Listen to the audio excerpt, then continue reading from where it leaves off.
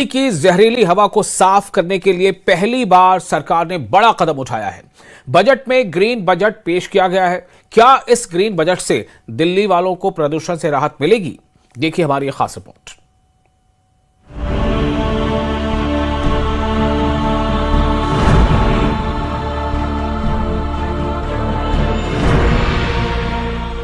जहां हर साल सर्दियों में प्रदूषण खतरनाक स्तर पर पहुंच जाता है, धुंध, स्मॉग और जहरीली हवा लोगों की सेहत पर भारी पड़ती है।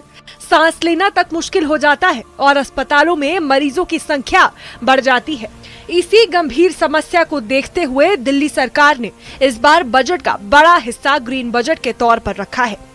ग्रीन बजट होना ये तो शुरुआत है गवर्नमेंट की तरफ से और बहुत सराहनीय है, क्योंकि ये आम जनता इसको महसूस करती है और जो गरीब तबका होता है, जो कमजोर तबका होता है, सबसे ज्यादा उन पर असर पड़ता है। शहर में जिस तरीके से प्लानिंग है, रोड का नेटवर्क है, किस तरह से कॉलोनी बनी है, तो इसके लिए जो अर्बन प्लानर होते हैं उनको लाना चाहिए और इन सबों के साथ ज्योग्राफर को साथ में लेके चलना चाहिए, क्योंकि ज्योग्राफर का काम होता है जो पूरा एनवायरनमेंट है, जितने एक्सपर्ट हैं उनके राय को एक साथ समेट के चलना और होलिस्टिक अप्रोच के साथ काम करना।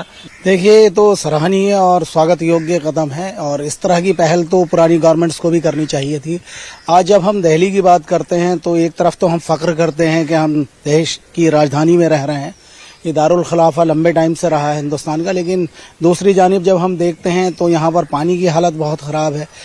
ईश्वर ने हमें यमुना दी, यमुना जैसी एक पवित्र नदी दी, हमने उसको गंदा कर दिया है। उसके ऊपर भी बार बार मामलात को चलाया गया सफाई अभियान के नाम पर पिछली सरकारों ने, लेकिन वो सफा नहीं हो पाई, उसकी सफाई नहीं हो पाई जिस तरीके से हो जानी चाहिए थी। ग्रीन बजट के तहत इलेक्ट्रिक वाहनों को बढ़ावा देने, हरित क्षेत्र बढ़ाने और प्रदूषण नियंत्रण के लिए नई योजनाओं पर जोर दिया गया है।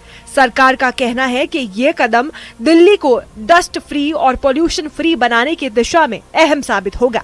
हालांकि सवाल ये भी है कि क्या ये योजनाएं जमीन पर उतनी ही तेजी से लागू हो पाएंगी जितनी तेजी से इनका ऐलान किया गया है। 22,236 करोड़ का इसमें हम देख सकते हैं कि एक बजट पास हुआ है फाइनेंशियल ईयर के लिए।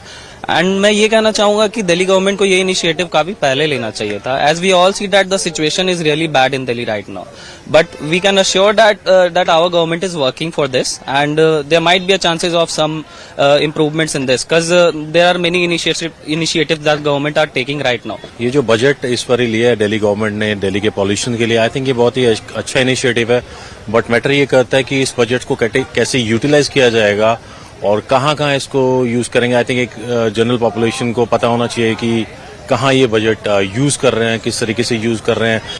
डॉक्टर्स भी सरकार के इस कदम की सराहना कर रहे हैं।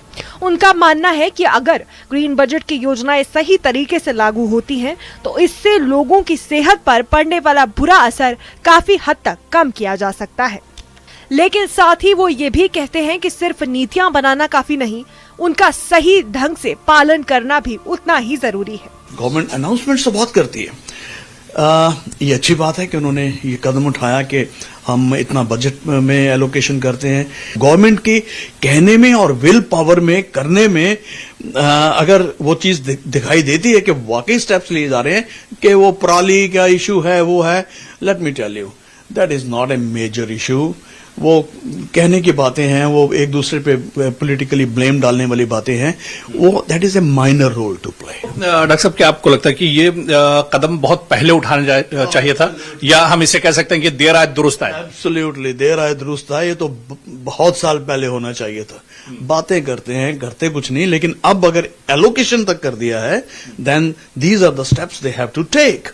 ये करना ही पड़ेगा इनको। प्रदूषण यानी पॉल्यूशन दिल्ली के लिए बहुत बड़ा मसला है और इस मसले को हल करने के लिए और इसके खिलाफ जंग लड़ने के लिए अब दिल्ली सरकार ने बहुत बड़ा कदम उठाया है और पहली बार दिल्ली सरकार ने अपने बजट में ग्रीन बजट पेश किया है।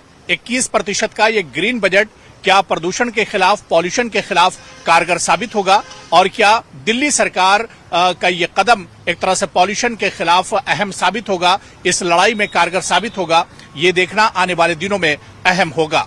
कैमरामैन मुनमुन के साथ मैं अबू हुरैरा, न्यूज़ 18, JKLH।